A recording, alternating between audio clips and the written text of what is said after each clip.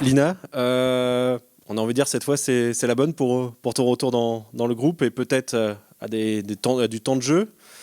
On imagine ton impatience à l'idée de renouer avec la compétition, non?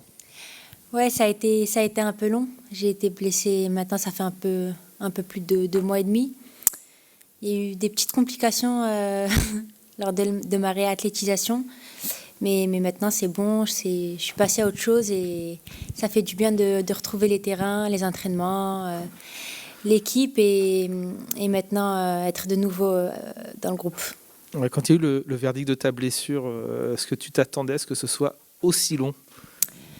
Non, non, normalement, ça devait être 2 mois. Après, j'ai eu des petites douleurs derrière, dues à des compensations. Du coup, j'ai eu quelques inflammations autour du pied et c'est ça qui a retardé mon retour. On imagine, voilà, en plus tu étais bien lancé avec ce premier match à ici où en plus tu ouvres la marque là-bas avec 20 bonnes minutes. Forcément, vivre une telle blessure, ça devait être frustrant, non, pour toi? Ouais.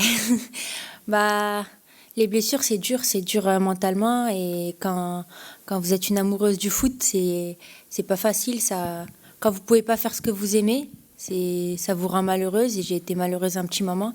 J'ai essayé de pas le montrer, mais forcément vous êtes attristé et vous pouvez pas faire ce que vous aimez. Et j'étais loin des terrains, loin des entraînements, je pouvais pas aider l'équipe. Tu peux pas te battre pour l'équipe quand l'équipe perd, quand l'équipe est dans une mauvaise forme. Et ça m'a un peu attristée, c'était difficile, mais c'est aussi ça les risques du métier. Ouais, tu dis qu'on ne peut pas défendre l'équipe quand elle est en difficulté. Jusqu'à quel point c'est frustrant quand on suit ces matchs-là en tribune ou à la télé. Comment on les vit, ces moments où effectivement on est impuissant alors qu'on sait tout ce que tu pourrais apporter à l'équipe à ce moment-là? Ouais, c'est un sentiment d'impuissance. Vous êtes en tribune, vous pouvez rien faire, vous devez juste regarder, encourager, crier peut-être pour motiver de temps en temps les filles.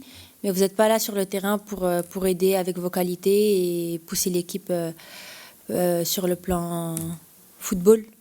Donc ça a été compliqué, oui, mais on n'a jamais été très loin de gagner les matchs. On a 1-0, 2-0, on n'a pas démérité certains matchs.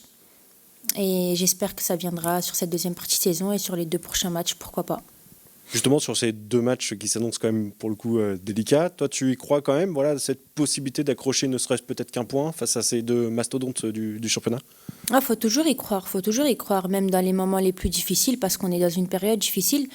Mais si nous on n'y croit pas, personne n'y croira pour nous. Donc voilà, faut penser tout le temps positif, se dire que c'est possible. Même sur 99% de chances que Lyon ou le PSG gagne, il restera toujours 1%. Et c'est là que le football est beau et que voilà, le football, c'est pas une science sûre.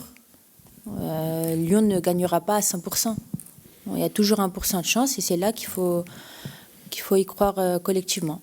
Qu'est-ce qui peut vous permettre d'accrocher peut-être déjà un point? Ce serait pas mal. Face à Lyon, c'est quoi? C'est déjà être solide au début et pas prendre de but trop rapidement, comme ça a été le cas contre Bordeaux, où là, ça vous a tout de suite mis du plomb dans les ailes? Forcément, si on tient les 30 premières minutes, la première mi-temps, on va forcément se dire, ah ouais, là, il y a quelque chose à faire. Là, on pourra aller accrocher des points. Donc, ouais, c'est de pas prendre de but les premières minutes. La première mi-temps serait vraiment bien. Et derrière, tenir. Et pourquoi pas marquer ou obtenir un pénalty, quelque chose, un coup de pied arrêté qui va nous permettre de marquer. Et voilà. Pour le coup, sur ces deux prochains matchs, toi et même tes coéquipiers risquez de ne pas avoir peut-être beaucoup le ballon. Il faudra élever encore forcément un cran l'aspect technique pour espérer concrétiser ne serait-ce qu'une petite opportunité qui existerait sur ce match-là. Mais voilà, forcément, il faudra mettre le curseur très haut sur ces deux prochains matchs. Oui, après, on sait contre ces équipes-là, c'est beaucoup de défensifs. C'est normal, il faut aussi être réaliste. Il y a l'aspect agressivité, le fait d'être solide, etc. dans les duels. Après, si on peut rajouter un peu de technique, ressortir les ballons, jouer propre, parce qu'on a les joueuses pour, ce serait bien. Mais on sait que d'abord, c'est jouer en bloc serré contre ces équipes-là, parce que faut être réaliste, comme j'ai dit, et l'équipe en face est forcément meilleure techniquement et athlétiquement. Est-ce qu'on l'aborde comme un match de championnat classique, ce match face à Lyon, ou est-ce qu'on on l'aborde dans un esprit Coupe de France, 90 minutes pour faire un coup. Forcément, vous avez envie de créer un exploit contre ces équipes-là.